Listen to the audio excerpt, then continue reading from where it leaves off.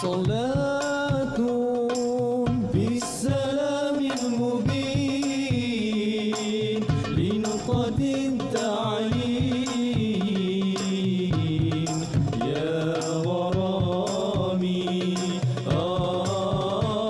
صلاة بالسلام المبين لنقطة التعليم يا غرامي أياما جاءنا حق النذير مغيثا مسبلا سبل الرشاد أياما جاءنا حق النذير مغيثا مسبلا سبل الرشاد صلاة بالسلام المبين لنقطة التعيين يا غرامي صلاة بالسلام المبين لنقطة التعيين يا غرامي الله يا الله يا الله يا الله.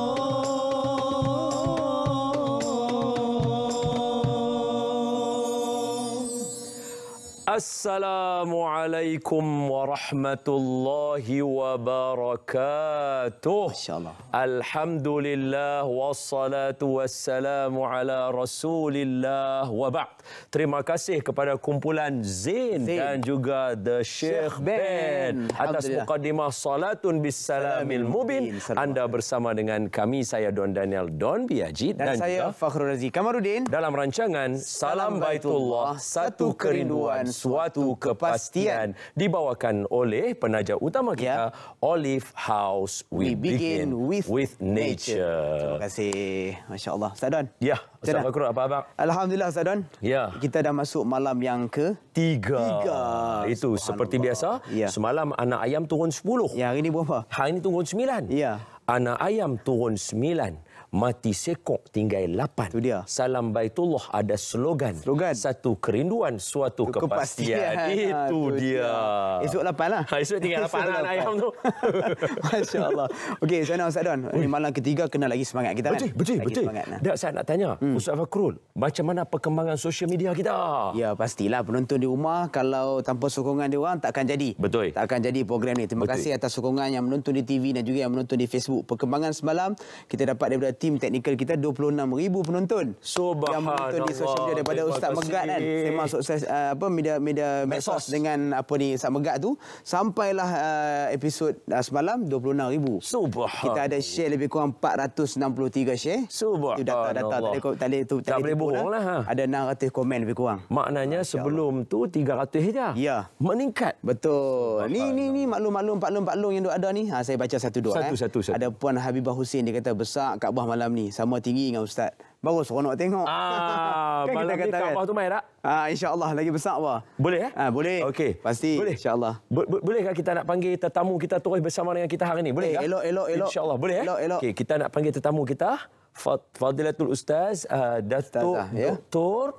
Nur Hafizah Musa. Supaya bila duduk atas ni saya nak tanya satu soalan. Kita sambut dulu dengan selawat, boleh ya? Ya, dipersilakan. Baik. Allahumma salli ala Sayyidina Muhammad. Assalamualaikum Ustazah. Assalamualaikum warahmatullahi Jemput duduk Datuk. Ahlan wa Masya sahlan. Allah, lain betul ya nampak. Sahlan. Ini rasa macam dah sampai Mekah, Madinah, Masya Allah. Dubai. Masya Arab maklum. Jemput duduk. Allah. Kami punya kemah padang pasir ni dia tak panas. Betul. Tak panas. Betul. Sangat sejuk. Betul. Sangat sejuk. Ini musim sejuk ya, Ustaz, eh? Iya. Alhamdulillah. Ini nasib baik Datuk masuk-masuk dia kata macam Mekah Madinah. Ya. Kalau dia kata ini perkampungan Yahudi mana ni? Ya. Macam Badui pun ada kan? Masya Allah. Datuk. Datuk sihat tak? Yes, Alhamdulillah. Sebagai mukadimah sikit je lah. Masya Sikit Allah. sebelum kita nak pergi berehat seketika. Bagi sikit satu dua. Macam mana gambaran kita punya pentas hari ni? Ya. Sebab perempuan dia Dia detail Sebenarnya macam ni. Ini adalah di antara impian rumah Ustazah lah. Masya Habis tak? Allah. Habis tak? Tapi impiannya belum jadi. InsyaAllah. Impian Jadi rumah. senang tak? Nampak tak? Masya Allah. Itu dia. Masya Snap kat Allah. TV, hantar kat suami kan. Settle. Masing-masing lah penonton Settle. di rumah pun. Okey, Datuk. Subhanallah. Okey. InsyaAllah. Jadi, boleh tak kita untuk berehat seketika? Betul. Sebab lepas ni, kita akan bincang banyak. Dan saya nak bagi tahu saja kat penonton. Saja. Ustaz Fakrul, tadi penerbit main jumpa saya, dia kata apa? Hari ni kita nak ilmu banyak hari ni bersama dengan semua orang. Jadi kita akan kembali dengan Serikan Dihajar bersama Datuk Nur Hafizah Musa dalam Salam Baitullah. Satu kerinduan, suatu kepastian. Jumpa selepas ni. Alhamdulillah, summa alhamdulillah, kita kembali dalam Salam Baitullah, satu kerinduan, suatu kepastian, dibawakan oleh Olive House. We begin with nature. Dan bersama dengan kita, tetamu kita yang diraikan, Datuk Dr. Nur Hafizah Musa. Okey, Datuk. Bukan sahaja sebagai, sebelum tu saya perkenalkan kepada anda semua, Datuk bukan sahaja seorang pendakwah, begitu juga bukan sahaja sebagai seorang ikon, beliau juga merupakan seorang penulis. Dan Datuk bisik kepada saya tadi, Ustaz, saya ada satu tulisan yang saya nak baca. Saya nantikan yang tu. Dalam masa yang sama, malam ni special juga, Datuk juga merupakan mak saudara kepada salah seorang rakan Zain kita. Ya, Ustaz Fawaz, senyum sikit. Itu dia mak saudaranya. Dia Dah jumpa dah tadi datang sebab Dah makcik jumpa dah tadi Dah jumpa dah tadi Okey. Makcik dia yang pakaikan bedak. Makcik dia yang pakaikan bedak kan dah settle, selesai. Okey, Datuk macam ni. Ya. Allahumma salli ala Sayyidina Muhammad wa sallam. Okey, Datuk, bila hari ni tajuk kita Serikan Dihajar. Ya. Soalan yang mula sekali yang hari ni saya nak tanya. Sebab sebelum-sebelum ni orang bincang Siti Hajar, isteri Nabi Ibrahim, begitu dia sa'i dan sebagainya. Tapi hari ni saya nak tanya, siapa Siti Hajar sebelum bertemu dengan Nabi Ibrahim alaihi salatu wassalam? Ya. Silakan Datuk. Baik Ustaz, bismillahirrahmanirrahim. Alhamdulillah wassalatu wassalam ala Rasulillah wa ala alihi wa sahbihi wa mawalah. Cantik soalan tu Ustaz. Sebab seseorang tu tidak jadi hebat dalam masa sehari. Betul. Pasti ada latar belakang yang membantu dia untuk menjadi sehingga seorang wanita yang hebat. Seperti mana Serikan Dihajar alaihassalam. Subhanallah. Jadi kalau kita lihat beberapa riwayat tentang Sayyidatuna Hajar alaihassalam, ada beberapa riwayat lah Ustaz. Ya? Puas juga mencari riwayat tu kan. Iya. Antara yang pertama adalah mengatakan Sayyidatuna Hajar alaihassalam ini adalah seorang hamba daripada Mesir yang berkhidmat dengan Siti Sarah asalnya. Begitu. Wallahu ta'ala alam, ini riwayatnya. Riwayat tak ada masalah. Maknanya membantu Siti Sarah, isteri Nabi Ibrahim alaihissalam, dan didapati watak ataupun sifat yang ada pada Siti Hajar alaihissalam ni adalah pribadi yang baik. Subhanallah. Sebab itu bila Siti Sarah tidak dikurniakan anak pada ketika itu, maka dicadangkan dengan lapang hati agar Siti Hajar alaihissalam ni boleh berkahwin dengan Nabi Ibrahim alaihissalam. Ya, begitu. Supaya mendapat keturunan yang baik. Subhanallah. Datuk senyum tu saya pun risau, saya nak menyampuk taman Saya pun risau juga tajuk ni. Jadi maknanya bila nampak wanita itu wanita yang baik untuk keturunan yang baik, jadi menurut riwayatnya Siti Sarah pun memproposkan, mencadangkan kepada Nabi Allah Ibrahim. Dan riwayat yang lain mengatakan sebenarnya Siti Hajar alaihissalam ni adalah anak kepada raja yang kalah dalam peperangan ataupun telah ditawan. Begitu. Jadi bila menjadi tawanan, jadi kemudiannya diberikan kepada Siti Sarah, ya. Dan Siti Sarah juga mencadangkan kepada Nabi Ibrahim alaihissalam untuk berkahwin dengan Siti Hajar atas tujuan yang nampak jelas adalah untuk mendapat keturunan yang baik-baik. Subhanallah. Jadi maknanya Ustaz, kita boleh buat satu kesimpulan awal bahawa Sayyidatuna Hajar alaihissalam adalah seorang wanita yang baik. seorang wanita yang mempunyai keluhuran akhlak. Andai katalah kita mengambil riwayat yang mengatakan beliau adalah seorang hamba ataupun beliau adalah seorang yang telah berkhidmat dengan Siti Sarah, kita dapati mana-mana wanita ya, ataupun mana-mana orang yang pernah jadi hamba dulu-dululah Ustaz ya. Betul, okey. Dia mesti ada satu nilai boleh tunduk dan patuh. Itu Itu penting tu Ustaz. Ya kalau bos-bos ni susah sikitlah ya. Betul. Tapi bila dia boleh jadi seorang yang boleh berkhidmat dengan seseorang ataupun katalah benar dia seorang hamba dulu, maka dia ada satu sifat dan watak yang memudahkan untuk terus kepada titik-titik takdir yang seterusnya. Patutlah. Itu tanggapan akak lah. Ya, tak ada masalah tu. Maknanya apa dia? Ya, bila seseorang itu telah dibiasakan dengan taat, dengan patuh, dengan tunduk, dia akan berdepan dengan satu titik takdir yang sangat susah sebenarnya bagi seorang wanita. Tetapi nilai ketundukan, ketaatan, ya, kepatuhan itu sudah menjadi satu kelaziman dan kebiasaan kepada Sayyidah Hajar alaihissalam. Wallahu ta'ala a'lam. Itulah kalau kita perhatikan, kalau betul Datuk Syita ni, ketika diletakkan di lembah yang tidak ada air, Biwadin ghairi zar'in. dia boleh taat kepada Nabi Allah Ibrahim alaihissalatu wassalam. Ini Kalau kena kat kita Ustaz. Oi, tak moyan, memberontak, demonstrasi. Subhanallah, itu latar belakang. Satu orang tak akan jadi hebat dalam sekelip mata, melainkan ada dia punya, kita kata, ada rentetan-rentetan yang membawa dirinya sehingga menjadi seorang wanita yang ibadahnya hari ini dijadikan sebagai salah satu daripada pasak dalam ibadah haji. Betul ya? Datuk, saya buat kesimpulan macam tu. Baik.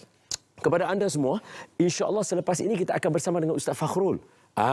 Ya, kita ada khabar daripada Tanah Haram dan juga kita ada bersama dengan Kaabah beliau. Dan dalam masa yang sama, insya-Allah kita akan sambung perbincangan bersama Datuk dengan soalannya, iaitu apa pengajaran yang kita boleh dapat daripada Siti Hajar untuk orang lelaki dan perempuan sekali. Selepas ini, jom kita bersama dengan Ustaz Fakhrul. Silakan Habibi. Baik, terima kasih Habibi ya Maulana, Ustaz Don, masya-Allah. Terima kasih Datuk Ustazah Nur Hafizah Musa atas mukadimah yang cukup, kita kata Melani serikan dihajar kan. So kita bawa pun tokoh Nisa, tokoh wanita untuk ceritakan kisah ini, dan kita nak ambil untuk dijadikan sebagai tauladan kepada ibu-ibu, akak-akak di rumah. Nak ambil suri tauladan tu nak ambil daripada mana lagi? Daripada sirah-sirah yang ada ni, insya-Allah. Okey, para penonton semua, seperti biasa di segmen Khabar Haji, saya akan bawakan para penonton semua untuk kita tahu perkembangan terkini di bumi Haramain. Di sana kita nak tahu apakah cerita yang berlaku ataupun aktiviti yang berlaku di sana. Hari ini kita nak bersama lagi sekali dengan wartawan lokasi kita Faizal Jamal.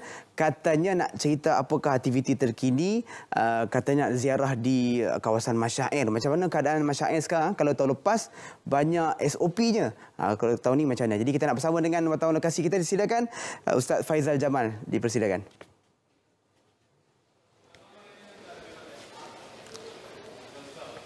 Baiklah, terima kasih Ustaz Fakhrul. Alhamdulillah. Sehingga kini 11,035 jemaah haji Malaysia telah pun tiba di Mekah dari 40 penerbangan. Dan tinggal lagi berbaki 8 penerbangan untuk kesemua 14,306 jemaah haji Malaysia tiba di Mekah, dan insya-Allah semuanya dalam perancangan tabung haji. Dan kita ada lebih kurang 10 hari lagi menjelang Masyairi ataupun wukuf bermula, wukuf di Arafah, dan nampaknya semua jemaah sangat teruja, sangat tidak sabar untuk menanti hari wukuf nanti. Dan untuk makluman juga, pihak pengurusan tabung haji telah pun membuat tinjauan di operasi Masyair, dan alhamdulillah semuanya dalam persediaan rapi. Pihak Masyair, pihak muassasah untuk sedang rancak dijalankan persediaan, termasuklah dari segi penambahbaikan fasiliti dan infrastruktur untuk keselesaan jemaah, dan insya-Allah semuanya akan siap pada hari Masyair nanti.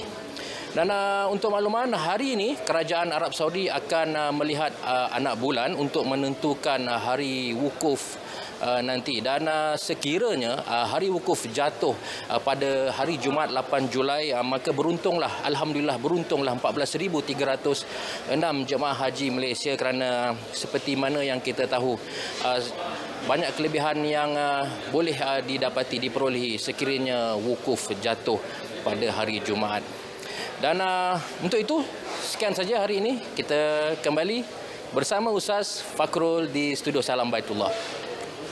Baik, terima kasih Ustaz Faizal dan semua jemaah. Ya, tu dia. Bye-bye. Ni siapa lah, mak ayah siapa kan, subhanallah. Dapat tengok Salam Baitullah, dapat tengok live di sana. Semuanya sihat. Kita doakan Duyufur Rahman yang berada di sana, mudah-mudahan dipermudahkan urusan, diberikan yang paling penting kesihatan. Sebab ibadah haji ni, mak saya balik haji, dia cerita apa? Dia kata ibadah haji ni kalau boleh mudah-mudah pi. Pasal dia memerlukan kekuatan. Jadi kita doakan agar diberikan kemudahan kepada semua Duyufur Rahman, insya-Allah. Baik, para penonton semua, Ustaz Don, Kaabah kita simpan saat dulu sebab kita nak bawakan anda bersama dengan Ustaz Megat. Kalau semalam dia cerita, bukan dia terjun dalam tasik Izik tu kan. Dia cerita di tasik kolam Izik, Telaga Izik, tasik besar sangat. Jadi hari ini dibawakan kita di satu tempat yang cukup hebat. Kalau kita di Madinah mesti kita akan ziarah. Nak tahu di mana? Jom saksikan Rihlah Haramain bersama dengan Imam Muda Megat. Saksikan.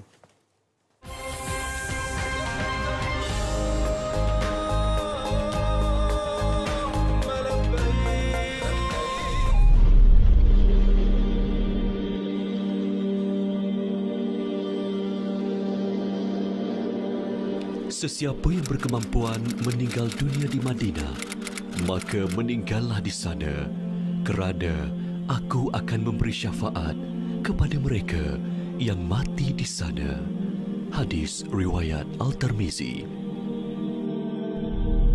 Syurga Baqi', salah satu keistimewaan yang ada di kota Madinah Al-Munawwarah, iaitu tempat yang dikebumikan padanya tidak kurang daripada 10,000 orang sahabat-sahabat Nabi radhiyallahu alaihim ajma'in, termasuklah di kalangan ahli keluarga Nabi SAW sendiri, Sayyidatuna Fatimah, puteri-puteri Nabi, termasuk putera Nabi Sayyidina Ibrahim alaihimussalatu wassalam. Di sini tempat yang menjanjikan bagi sesiapa yang meninggal dunia di Madinah dan dikebumikan di Baqi' akan dibangkitkan, dapat syafaat Nabi SAW. Oleh kerana itulah setiap orang yang datang ke sini mengidam-ngidamkan agar mati di Madinah dan dikebumikan di Baqi'.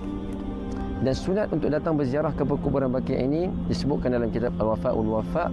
Nabi SAW pernah satu ketika waktu malam datang ke sini, berdiri begitu lama berdoa, dan diikuti oleh Sayyidatuna Aisyah radhiyallahu taala anha. Maka bila ditanya apakah yang Nabi kita buat, kata Nabi SAW, aku diperintahkan untuk beristighfar kepada ahli Baqi', dan Nabi mengajarkan bagaimana mengucapkan salam dan berdoa kepada penduduk Baqi' ini, iaitu Assalamualaikum dara qaumin mu'minin wa atakum ma tu'aduna ghadan mu'ajjalun wa inna insyaallah bikum lahiqun Allahumma ighfir li ahli Baqi'il gharqad.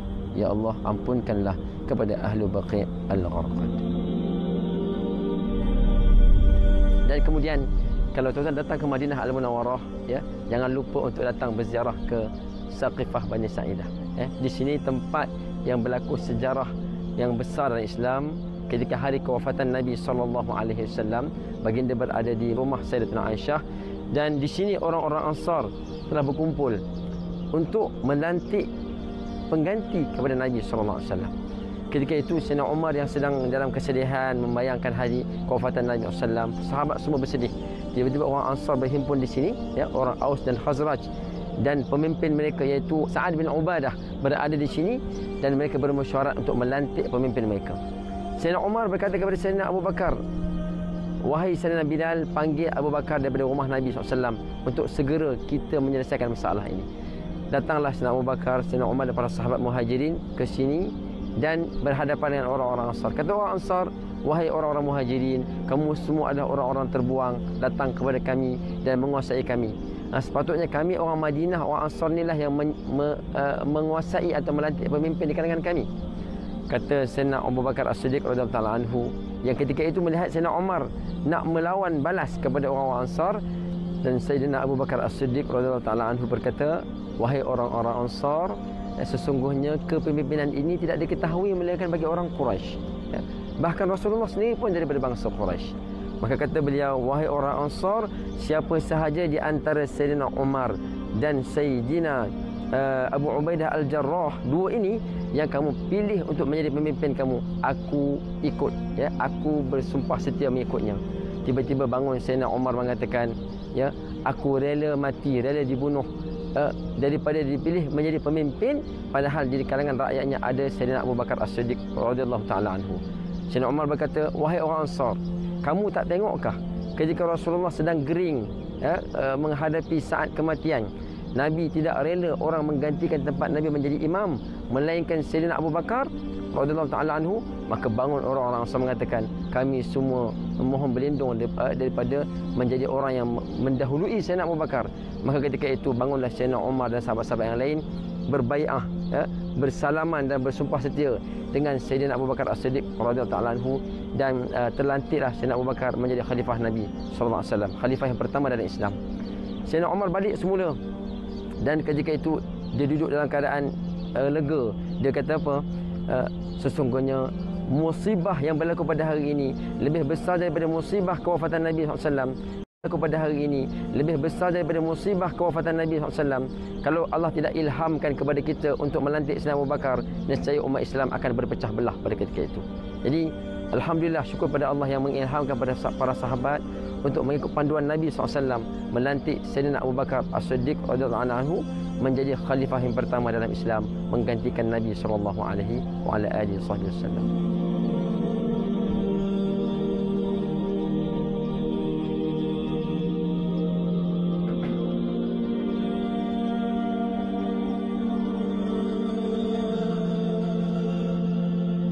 Alhamdulillah, subhanallah. Saya, maafkan saya Datuk, sayu tadi betul, tengok sonok tadi dia mula dengan perkuburan Baqi'. Sebelum tu kita tengok panggilan tadi yang daripada khabar Mekah tadi kan, Datuk kan. Ya, saya. Kita dua-dua, kami berdua tadi bila dengar pengumuman tadi, kami dua-dua dah alamak macam tu. Kenapa? Ya. Berkaitan dengan Haji Akbar tadi. Subhanallah. Ya Allah, bagilah peluang kalau dapat orang yang pergi haji hari ini untuk mendapatkan Haji Akbar. Semoga mereka dapat doa kepada kita, kerana Haji Akbar ni ada keistimewaannya yang insya-Allah ada peluang kita akan kongsi dengan semua dalam pertemuan yang akan datang.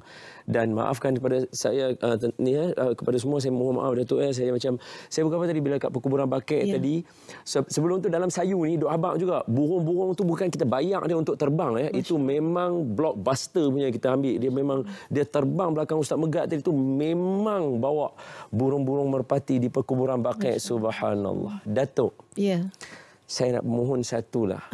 Tadi Datuk kata Datuk ada simpan satu tulisan special untuk salam Baitullah hari ini. Siapa yang ada TikTok apa semua ready Yang ni nak baca syair live ni dalam TV khusus untuk Sri Kandi Hajar. Anak saudara tak ada masalah, boleh buat juga. Ambil video. Silakan. Boleh buat Datuk. lagu nanti. Boleh. Silakan Datuk. Baik. Terima kasih Ustaz atas peluang yang diberikan untuk membacakan nukilan saya sendiri pada petang tadi. Memang dicatat khusus untuk program Salam Baitullah, untuk membawa kita dengan nukilan ini untuk melihat gambaran keseluruhan bagaimana hebatnya Sri Kandi Hajar alaihissalam. Silakan Datuk. Gersang Sahara itu disimbahi kejernihan tauhid Ibunda Hajar. Sunyinya lembah itu terlaung zikir istighathah pada yang maha mendengar. Lelah pengorbanan disembuhkan oleh tawakalnya kepada Allah yang maha penyayang. Ibunda Hajar, luar biasa dampak keyakinanmu. Tidak satu pun yang Allah sia-siakan. Tanah yang kau pijak jadi syiar ibadah buat kami. Allah. Air Zam-Zam yang mengalir jadi air terbaik di muka bumi. Bahkan anakmu diangkat menjadi nabi. Sungguh, dalam kelembutan engkau kuat. Dalam kesabaran engkau tetap berjuang. Dalam kesepian engkau pencatat tinta sejarah yang tak terbayang dek kau sendiri. Sejarah yang begitu mewangi. Itu saja. Allahu Akbar. Dapatlah gambaran Ustaz Luar biasa. Betapa luar biasanya Sri Kandi Hajar alaihassalam. Seorang wanita, Masya Allah, subhanallah, tetapi menjadi ikon, menjadi teladan, menjadi contoh kepada sekalian, baik muslimin maupun muslimat. Apa yang ada pada Sayyidah Hajar? Ustaz jawab dulu lah. Saya hilang perkataan saya. Saya tak tahu nak sebut macam mana. Luar biasa. Terima kasih Datuk atas satu, it's an honor tahu sebenarnya Datuk untuk program saya dengan kawan-kawan dengan RTM special edition. Tulisan Datuk yang biasa mendendangkan lagu sebelum ini, hari ini Datuk baca untuk kami. Terima kasih Datuk. Tapi majlis kita bukan habis lagi tau. Ni baru klimaks saya tahu. Sekali kita ada lagi. Kita akan bincang pula macam mana Siti Hajar memberi pengajaran kepada kita. InsyaAllah kita akan kembali selepas ini dalam Salam Baitullah. Suatu kerinduan, suatu kepastian dibawakan oleh Olive House.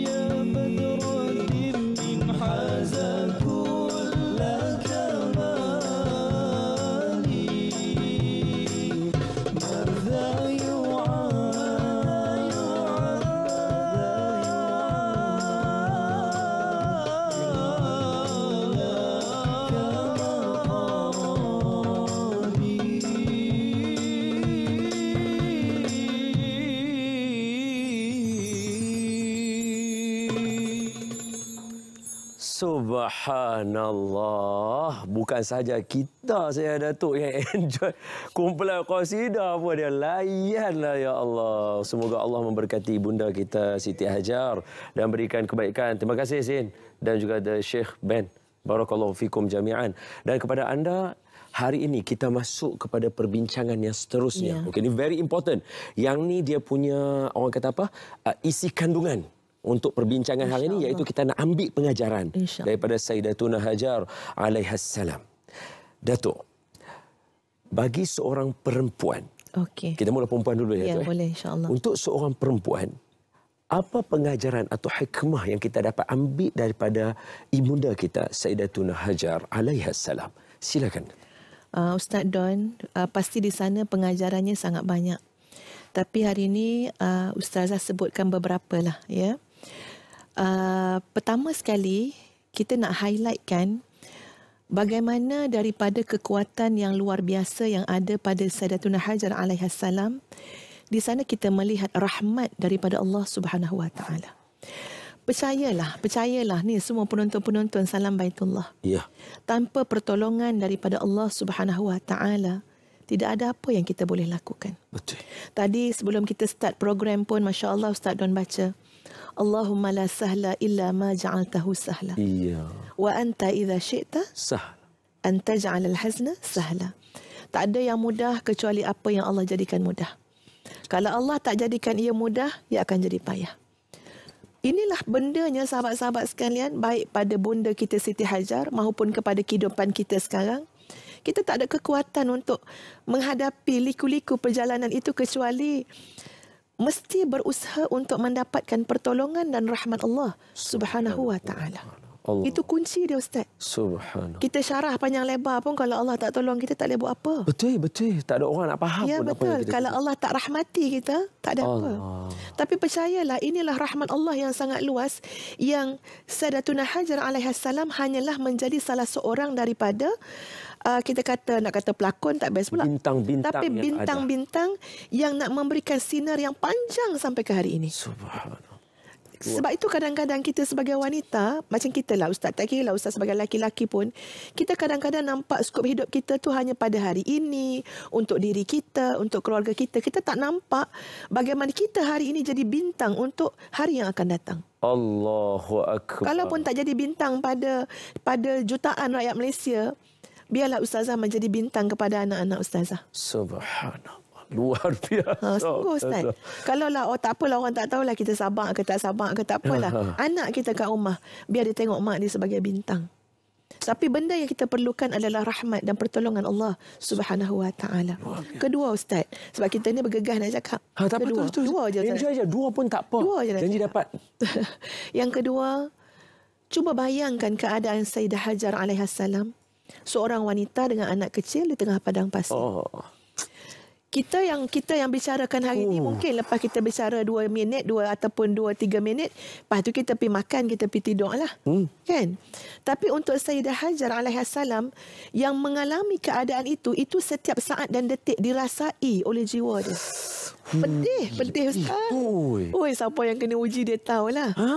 Serasa pagi tu pagi, petang tu petang, malam tu malam, siang tu siang, panas, sejuk, semua terasa. Ketika mana kita sedang diuji oleh Allah Subhanahu Wa Taala. Maka bagi seorang wanita, apa di antara perkara yang sangat penting, bagaimana wanita itu berjaya dalam menguruskan emosi dia. Masa kat tengah padang pasir, Jangan dengan anak kecil, ingat dia ada madu nama Siti Sarah. Agak-agak terfikir tak, suami aku tak sayang aku ke? Betul. Kat situ pun kita boleh rebah, tertiarap, tersungkur dah kalau melayan perasaan suami kita tak sayang kita.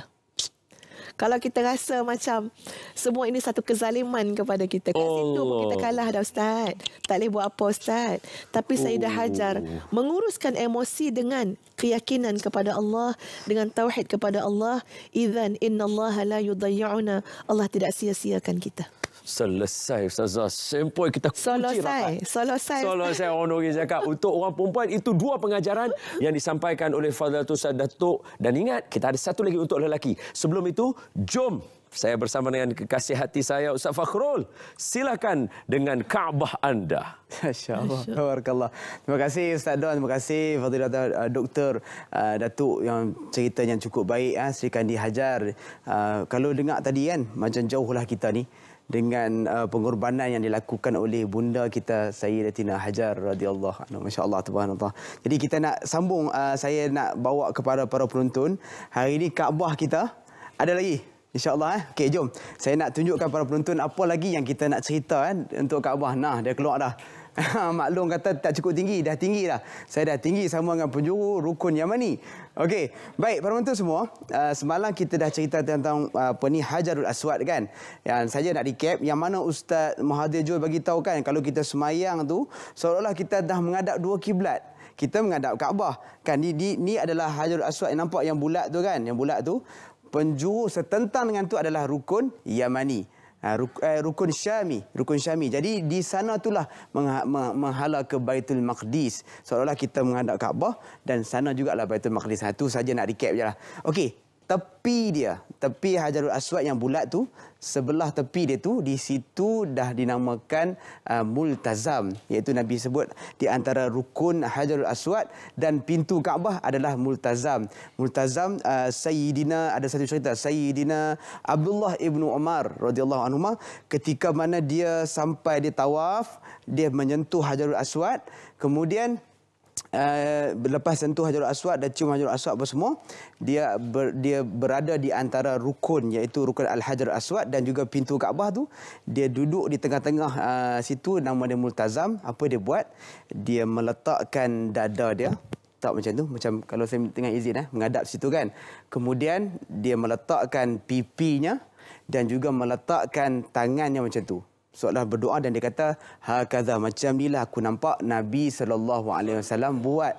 Subhanallah. Jadi orang, kalau kita tengok orang pergi duduk dekat belah-belah pintu bergayat tu, jangan marah dia, sebab dia tengah meratap, merayu, memohon kepada Allah Subhanahu wa taala. Sebab tu guard yang duduk dekat pintu dia tak katok orang-orang duduk tu.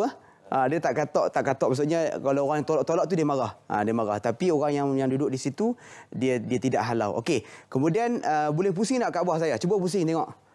Nah, okay. Boleh order. Kemudian Zain jangan buat heran kan, ternganga apa. Ni mukjizat zaman dah ni. Okey, di depan saya ni, ini sini yang kuning ni nama dia Maqam Ibrahim. Maqam Ibrahim. Saya kena cerita juga di antara tempat mustajab doa. Sebab apa? Di sini juga disunnahkan untuk kita berdoa dan juga solat. Allah Ta'ala sebut dalam surah Al-Baqarah kan, ayat 125.